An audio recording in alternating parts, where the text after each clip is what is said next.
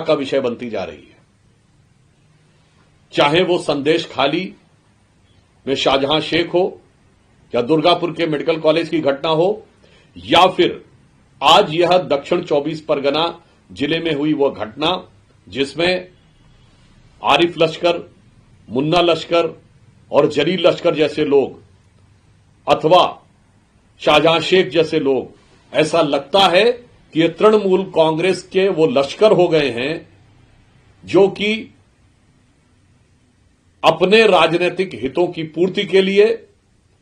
जनता पे अत्याचार करने का माध्यम बन गए। ऐसा प्रतीत होता है कि ये तृणमूल कांग्रेस के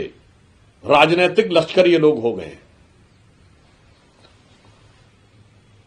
पश्चिम बंगाल की मुख्यमंत्री ममता बनर्जी जी के कार्यकाल में कानून व्यवस्था तो ध्वस्त है ही, इसके बावजूद उन्होंने माननीय गृह मंत्री जी के लिए जिस प्रकार के धमकी के शब्दों का प्रयोग किया था, इसके लिए हमें उनके प्रति सहानुभूति है, क्योंकि यह दर्शाता है कि आज पश्चिम बंगाल की मुख्यमंत्री मजबूरी में यह कर रही हैं, क्योंकि ये उपद्रवियों के लश्कर ने उन्हें इस कदर घेर रखा है कि अब वो चाह कर भी उनकी परिधि से बाहर नहीं जा सकती।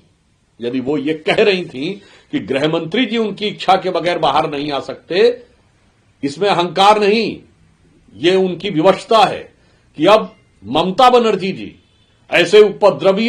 उपद्रवी एलिमेंट्स की इच्छा के बगैर कुछ नहीं कर सकती हैं।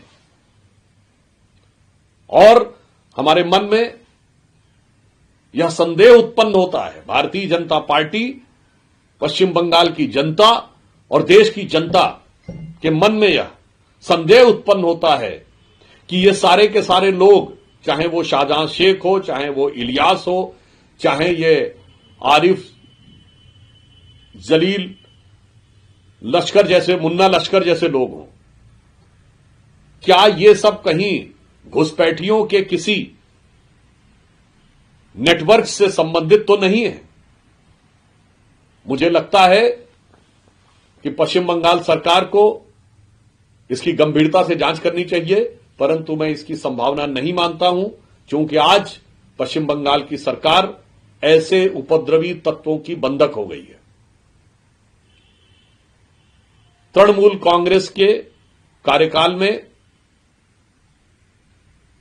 इस कदर अपनी पराजय को अवश्यंभावी देखकर तृणमूल कांग्रेस के लोग कुंठाग्रस्त हो गए हैं। तो ये कुंठाग्रस्त और घुसपैठिया परस्त सरकार के कार्यकाल में कानून व्यवस्था पूरी तरीके से ध्वस्त हो चुकी है का विषय बनती जा रही है। चाहे वो संदेश खाली में शाहजहां शेख हो या दुर्गापुर के मेडिकल कॉलेज की घटना हो या फिर आज यह दक्षिण 24 परगना जिले में हुई वह घटना जिसमें आरिफ लश्कर, मुन्ना लश्कर और जलील लश्कर जैसे लोग अथवा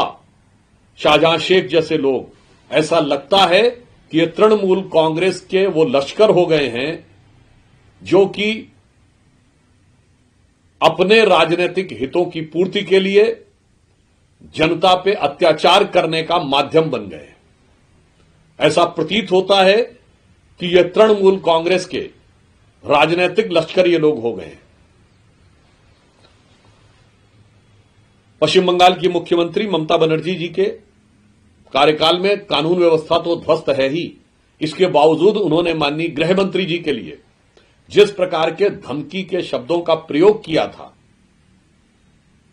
इसके लिए हमें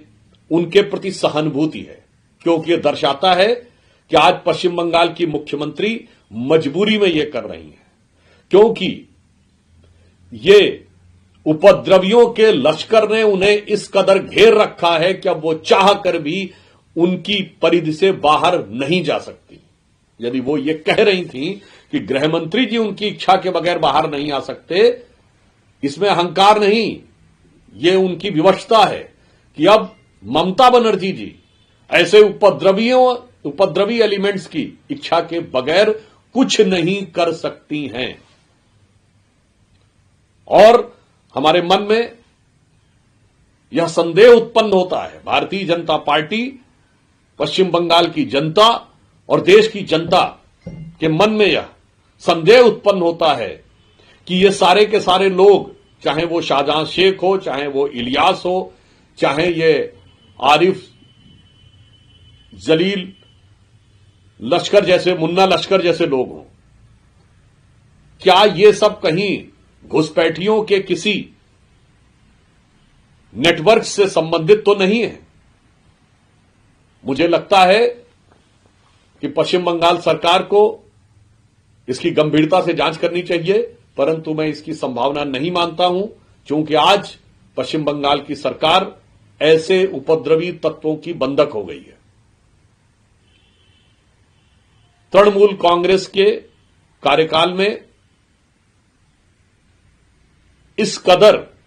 अपनी पराजय को अवश्यंभावी देखकर तृणमूल कांग्रेस के लोग कुंठाग्रस्त हो गए हैं, तो ये कुंठाग्रस्त और घुसपैठिया परस्त सरकार के कार्यकाल में कानून व्यवस्था पूरी तरीके से ध्वस्त हो चुकी है।